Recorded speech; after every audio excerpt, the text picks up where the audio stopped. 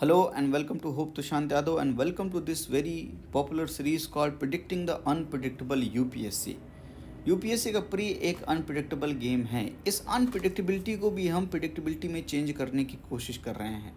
और आज मैं आपको बड़ा इंपॉर्टेंट अप्रोच बताऊंगा प्री के पर्सपेक्टिव से, जो आपके फेलियर के विशेष साइकिल को तोड़ने में मदद कर सकता है, जिसको हम बोलते हैं मल्टी लेयर्ड अप्रोच। ये प्रिडिक्टेबिलिटी का जो गेम है, ये गेम हम खेलते कैसे हैं? यूपीएससी के एग्जामिनर के माइंडसेट को समझकर। क्या यूपीएससी अपने सवालों को रिपीट करता है? अगर आज भी इसका आंसर नो है आपके लिए, तो आप वाकई में यूपीएससी के प्री का ढंग से एनालाइज नहीं कर रहे हैं प्रीवियस ईयर क्वेश्चंस का।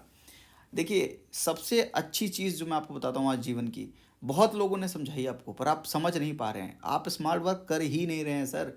आपको टॉपर्स बोलकर थक गए, टीचर्स बोलकर थक गए, पर आप समझ नहीं रहे हैं कि यूपीएससी की previous year questions they are the window to the UPSC question makers.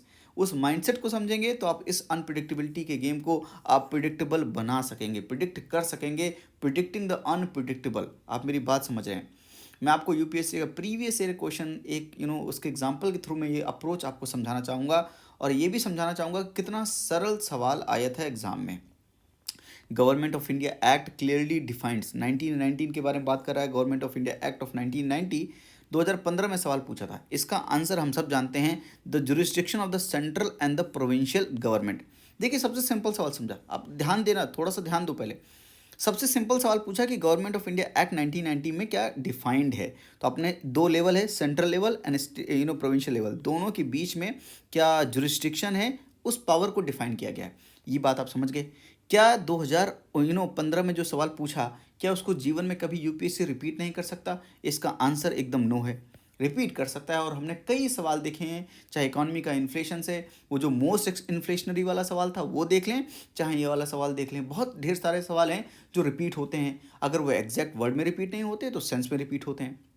2015 में जब ये सवाल पूछा, गवर्नमेंट ऑफ इंडिया एक्ट 1919 में, इसको जस्ट रिपीट करके पूछा है 2022 में, यूपीएससी प्री 2022 में। पर ये जो लेवल है जो 2015 में पूछा था, अगर वो लेवल नंबर 1 है, तो अब लेवल नंबर 1 से ऊपर ही लेवल देकर आपसे पूछा जाएगा, विच मीन्स कि आपको लेवल 2 पूछा जाएगा। सवाल पढ़िए एक बार। The government of India act 1919, the functions of the provincial government were divided into the reserve subject and the transfer subject. यानी जो सेंट्रल लेवल था, ये प्रोविंशियल लेवल था, अब एक लेवल नीचे घुसकर ये कह रहा है कि प्रोविंशियल लेवल पर दो तरह के सब्जेक्ट थे, इसका नाम था रिजर्व्ड, एक का नाम था ट्रांसफर सब्जेक्ट। बताइए which of the following treated as reserve subject. मैं तो सिंपल ये बोलता हूँ कि रिजर्व सब्जेक्ट पूछ रहा है तो उल्टा सोचो, है ना। एग्जामिनेशन में अपना माइंडसेट ऐसा करो कि आपको करना क्या है तुरंत पता चल जाए। अब माइंडसेट डेवलप करना पड़ेगा। नॉलेज चाहे कितनी भी हो, मैं 1000 बात बोल चुका हूँ। अब तो चैट जीपीटी ने भी एग्जाम क्वालिफाई नहीं कर पाया प्री का। अब तो आप समझ जाइए कि ये रैशनैलिटी का गेम है, ये माइंडसेट का गेम है, सिर्फ नॉलेज का गेम नहीं, इन्फॉर्मेशन का गेम नहीं। अब भी भ्रम में हो तो अब तुम्हारी आंखें कोई नहीं खोल सकता इस जीवन में। Transferred and reserve subject, which of the following is treated as reserve subject. Reserve subject पूछ रहा है, सिर्फ ट्रांसफर ढूंढ लो, कॉमन सेंस से ढूंढ लो। यानी पहला तो आप ये बात समझिए कि लेवल नंबर 2 क्या था, सेंट्रल प्रोविंसेस के बारे में पहला लेवल पूछा, तो प्रोविंसेस के अंदर घुस के अब reserve subject and transfer subject के बारे में पूछ रहा है, लेवल नंबर 2। और दूसरी बात, यहां पर आप कैसे अपना माइंडसेट अप्लाई करें। रिजर्व सब्जेक्ट के बारे में पूछ रहा है, ट्रांसफर सब्जेक्ट निकालें। कॉमन सेंस से ट्रांसफर सब्जेक्ट निकालिए। कौन से ऐसे सब्जेक्ट जो ट्रांसफर किए जा सकते थे, कि आपको एग्जीक्यूटिव को पावर दी जा सकती थी, काउंसिल ऑफ मिनिस्टर को पावर दी जा सकती थी, जिसमें गवर्नर जनरल अपने पास पावर नहीं रखेगा, वो ट्रांसफर करेगा अपनी पावर। ऐसा कौन सा सब्जेक्ट हो सकता है? Local self government. Local self government, भाई लैंड रेवेन्यू तो नहीं छोड़ सकते ना। अगर फाइनेंस के ऊपर तो अपना कब्जा रखेंगे ना ब्रिटिशर्स, लैंड रेवेन्यू नहीं छोड़ सकते, एडमिनिस्ट्रेशन करने के लिए पुलिस नहीं छोड़ सकते, जस्टिस छोड़ नहीं सकते। यहाँ पर तो एक्सप्लॉयटेशन करेंगे, अपने लोगों को बचाएंगे, तो फिर दे क्या सकते हैं ये लोग? Local self government. यानी 2 बिल्कुल नहीं हो सकता, क्योंकि 2 तो ट्रांसफर्ड है, 2 ट्रांसफर्ड है। Answer is C. लोग कहते हैं एलिमिनेशन नहीं लगता। आपके पास कॉमन सेंस नहीं है, आप बस एलिमिनेशन हैज़ बीन एलिमिनेटेड, ऐसा लोग बोलते हैं। आप सोचिए कभी जीवन में आपको किस दिशा पे लोग ले जा रहे हैं, और आप कहाँ पर जा रहे हैं, और आप कितना रैशनली सोच पा रहे हैं। मैं आपको यहाँ पर एक चीज़ समझा रहा था। लेवल नंबर 1 अगर आपसे यूपीएससी प्रीवियस ईयर में पूछा गया है, लेवल नंबर 2 2022 में पूछा गया है, अगर इस बार इससे सवाल आया तो आप समझिए कि एक लेवल बढ़ाकर पूछा जाएगा, जिसका नंबर होगा लेवल नंबर 3। और इसलिए अपने नाक, कान, बाल सब आंखें जितनी हैं, जितने आपके पास सेंसेस हैं, सारे सेंसेस को खोल लीजिए और सोचने की कोशिश कीजिए कि यूपीएससी के प्रीवियस ईयर क्वेश्चंस को आप क्या ढंग से वाकई में एनालाइज कर रहे हैं। आपको जवाब आपकी अंतरात्मा दे दी कि अगर आपने सही से एनालाइज किया कि नहीं किया। I hope I am clear on this.